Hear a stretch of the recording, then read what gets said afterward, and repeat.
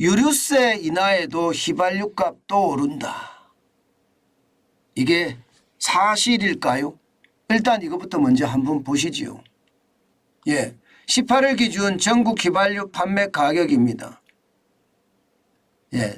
리터당 1660.52원입니다. 많이 올라갔죠.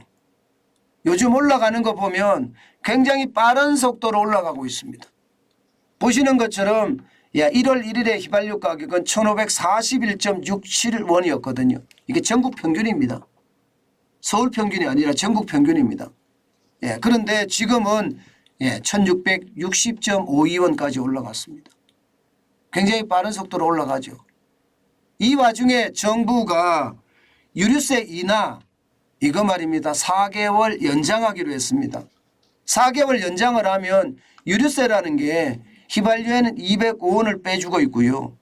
경유에는 212원을 빼주고 있습니다. LPG 부탄에는 73원을 빼주고 있고요. 만약에 유류세 인하를 안 하면 휘발유는 205원이 더 플러스가 되겠죠. 205원이 더 플러스가 되면 뭐 간단하게 1865.52원이 되는 거죠. 그죠?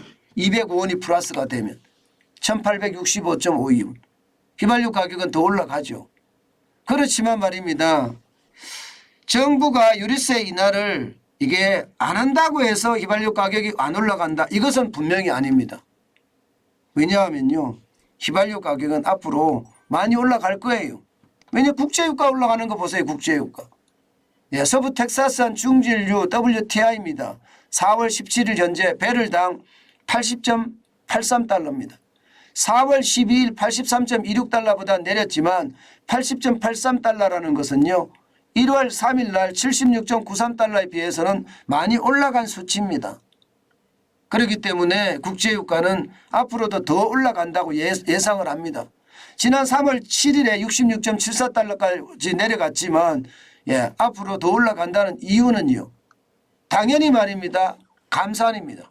여러분 보시다시피 요즘 오페크 플러스는요. 굉장히 빠른 속도로 감산을 하고 있습니다. 작년 10월에 하루 10만 배럴을 감산을 한 데 이어서 말입니다. 11월에는 하루 200만 배럴을 감산을 했습니다. 그리고 오는 5월부터는요. 하루 116만 배럴을 또 감산합니다. 그렇게 되면 여러분 보시는 것처럼 200만 배럴에서 116만 배럴이죠. 이게 316만 배럴이잖아요. 그러면 10만 배럴까지 더 포함을 시키면 하루에 326만 배럴이 감산이 됩니다. 여기에다가 러시아가 또 하루 50만 배럴까지 감산을 한다고 하잖아요. 그렇게 따져보면 말입니다. 감산, 공급이 그만큼 줄어든다는 이야기니까 유가는 더 올라갈 수 있을 수밖에 없다. 이렇게 저는 보는 겁니다. 유가는 더 올라갈 수밖에 없습니다. 게다가 말입니다. 중국의 지금 성장률이 내수 중심으로 성장을 하지만 굉장히 가파릅니다. 1분기가 4.5% 성장을 했다. 이렇게 예상을 합니다. 그러니까 시장의 예측치보다도 훨씬 많이 성장을 했어요. 경제 성장률 자체가. 그러니 세계 투자은행들은요. 너나 할 것 없이 중국의 성장률을 높여잡고 있습니다. 심지어 말입니다. 중국의 성장률이 6.4%까지도 올라갈 수 있다 하는 투자은행들의 어떤 전망까지 나오고 있는 상태입니다. 그렇게 되면 이 리오프닝이 결국 휘발유에 대한 수요가 커지게 되고 휘발유에 대한 수요가 커지게 되면 감산에 이어서 수요까지 커지니까 공급도 줄이는데 수요도 커져요. 그럼 가격은 어떻게 될까요? 올라갈 수밖에 없겠죠. 결국 말입니다. 정부가 유류세 인하를 4개월 동안 연장한 것은 고육지책이라고 볼 수 있는 겁니다. 물가 잡기 위해서. 지금 물가를 잡아간다 이야기를 하고 있는데 이게 휘발유 가격을 만약에 유류세를 원복 쉽게 말하면 이제 세금을 매기기 시작하면 물가를 올릴 수 있는 요소가 되거든요. 3월 현재 4.8%의 소비자 물가가 4.2%까지 떨어졌거든요. 1월에 5.2%에 비하면 1%포인트는 빠졌습니다.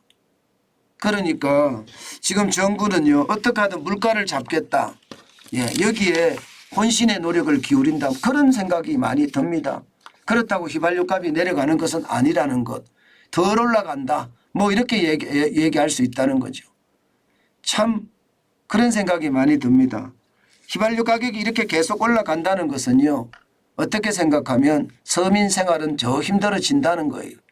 요즘 정부도 좀 왔다 갔다 한다는 느낌을 좀 받는데 언제는 또 경기가 우선이라고 했다가 언제는 또 물가가 우선이라고 했다가 좀 왔다 갔다 하는 경향이 좀 강합니다. 근데 중요한 것은 이 국민들에게 미치는 영향, 일자리와 물가인데 결국은 일자리라는 건 경기고요. 물가라는 것은 지금 소비자 물가를 말하는 거잖아요. 근데 둘 다 상황이 저는 좋지 않다. 그래서 정부가 4개월 동안 더 연장할 수밖에 없는 그런 상황이 됐다. 저는 그렇게 판단합니다. 여러분 생각했던 것보다가 유류세 이거 굉장히 크거든요. 그런데 그것을 결국은 감세를 선택했다는 것은 참 쉽지 않은 일이었다. 그러나 감세를 선택할 수밖에 없었다. 뭐 저는 이렇게 해석합니다.